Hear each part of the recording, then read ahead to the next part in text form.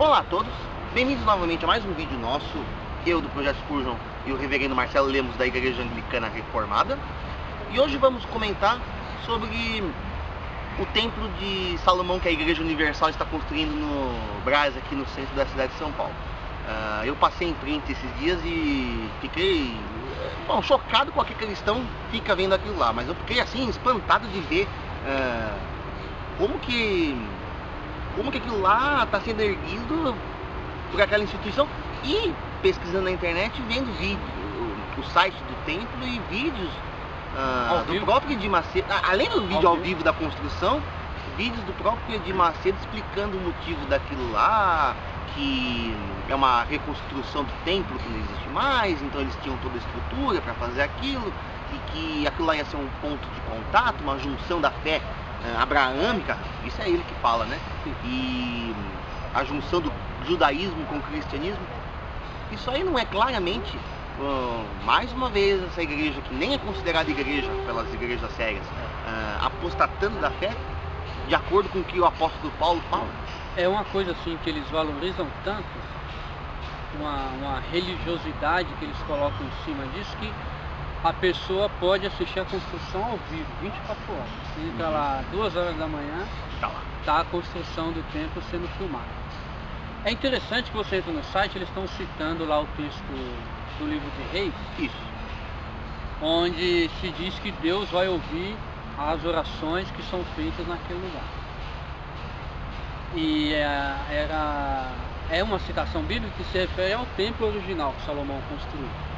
Então a gente precisaria investigar isso. Será que esse templo de Salomão, essa religião judaica, ela ainda é válida para nós cristãos? Ou Deus colocou um fim naquela era, na era da religião judaica, da igreja do Antigo Testamento, e foi substituído por outra coisa hoje, né? Isso é uma coisa que a gente precisa pensar. Agora, a nossa questão com a construção desse templo de Salomão no Brás não é porque vai ter a mesma proporção, não é porque o modelo vai ser parecido, não é nada disso, né? Você poderia fazer algo do mesmo tamanho, da mesma proporção, mas sem estar carregado com essa mesma superstição que a Igreja Universal está colocando lá. A mesma simbologia dela, se bem que até mesmo isso já não... Vamos imaginar que outra igreja evangélica, assim, essa simbologia toda, seria aceitável? Porque vamos considerar o seguinte, isso tudo não são sombras. Quando você coloca esse tipo de coisa, igreja com menorá, igreja com proporções do tempo de Salomão, isso aí não é você colocar sombras do Antigo Testamento no Novo? Sim, exatamente. Agora, por exemplo, vamos pensar o seguinte, vamos pegar a igreja católica, ou a igreja cristã, que na época não existia ainda a Reforma, quando eles construíram a Capela Sistina, por exemplo. A Capela Sistina foi uma tentativa de você reconstruir o templo de Salomão, mas ali o objetivo era diferente. O objetivo era mais ou menos o seguinte: os judeus insistiam que ninguém nunca ia conseguir fazer aquilo, que eles eram a religião verdadeira, e a igreja deu uma resposta para o mundo. Falou, não, a religião agora é o cristianismo. Então você pode até questionar isso, mas é uma proposta diferente. Vamos imaginar que a Igreja Universal ela não quisesse criar o Templo de Salomão, quisesse criar um templo comum, como qualquer outro. Mas só de você colocar aquele templo como sendo um ponto de contato, já é anticristão. Já é uma mescla de religiões pagãs com a fé cristã, ou travestida de cristianismo. Você pegou aqui o paganismo e travestiu de cristianismo. Se brincar, é pior do que o catolicismo fez com a imagem do santo. Será? Porque a imagem do santo deveria, em tese, a imagem do santo só remete à memória de um santo que já morreu, em tese. Em tese. Na doutrina escrita, vamos dizer assim. Na doutrina escrita é isso. No catolicismo popular a gente sabe que é diferente. Mas para a Igreja Universal, nem na escrita está certo. Sim. Na escrita já é paganismo. E essa afirmação deles de que o Edir Macedo fala isso, que é uma junção da fé a fé abraâmica e é uma junção do judaísmo com o cristianismo. Nós cristãos, qual é o papel da igreja nesse sentido? É por isso, por exemplo, que eu apoio a decisão da Igreja Presbiteriana do Brasil de considerar esse pessoal como aceito. Porque a religião abraâmica, o cerne da religião abraâmica é Jesus Cristo. Sim. A fé de Abraão é Jesus Cristo, não é o judaísmo. Não é a sombra em si, é A sombra realidade. É a sombra passou, a realidade é o que nós vemos hoje. Mas isso aí não é uma mistura mal feita daquilo que nós acreditamos? Porque, por exemplo, muito cristão... E não é só a Universal que não, faz isso, mas você está cheio de igreja aí Sim. que tem a menorá, Não. a Arca da Aliança. Tem um monte. Nós vimos né? isso na Flix semana passada. Para encomendar a Arca. Mas é não, só o que eu ia dizer é o seguinte, muita igreja evangélica e muito crente acredita que você tem duas épocas diferentes. Sim, Mas no sentido de dispensações, que nada tá tem, errado também. nada tem a ver. Eles não estão, de certa forma, juntando isso de uma forma errada? eles estão deturpando ainda mais a deturpação que o dispensacionalismo fez. Com todo respeito ao dispensacionalismo. Certo? Eles estão deturpando ainda mais. Por exemplo, eu tenho um texto aqui em São Mateus, capítulo 21. Eu até recomendo quem está assistindo a gente pela internet que leia lá também. Mas vamos dar uma olhada aqui. Capítulo 21, eu vou ler a partir do versículo 41. Eles lhes responderam: destruirá horrivelmente esses homens maus e arrendará a vinha a outros agricultores que no devido tempo lhe entreguem os frutos. É uma parábola dos agricultores, né, que não deram frutos. Jesus lhes disse: nunca lestes nas escrituras a pedra que os construtores rejeitaram tornou-se a pedra angular. Isso foi feito pelo Senhor e é maravilhoso aos nossos olhos. Portanto, eu vos digo, Jesus está dizendo aos agricultores originais que eram os judeus, o povo de Israel. Portanto, eu vos digo que o reino de Deus vos será tirado e será dado a um povo que dê fruto.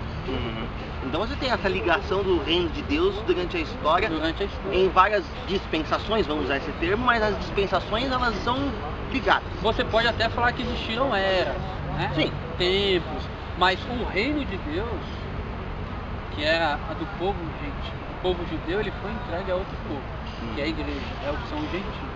Então, não tem como você ter essa ligação mística com o povo. É uma mística Israel, impressionante. porque Israel é a terra santa, porque eu vou me batizar no Rio Jordão, como se isso fosse superior ao que a igreja faz. Não existe nada superior ao que a igreja faz. Sim, e aliás, de acordo com a Igreja Universal, o batistério da Igreja Universal lá no Brás vai dar a impressão do crente estar fundando a Arca da Aliança. Isso. É toda uma mística. Exatamente. Então isso não existe mais. No cristianismo isso não existe mais. É só você pegar a carta aos Hebreus. A carta dos Hebreus? O que Hebreus fala a respeito do tempo?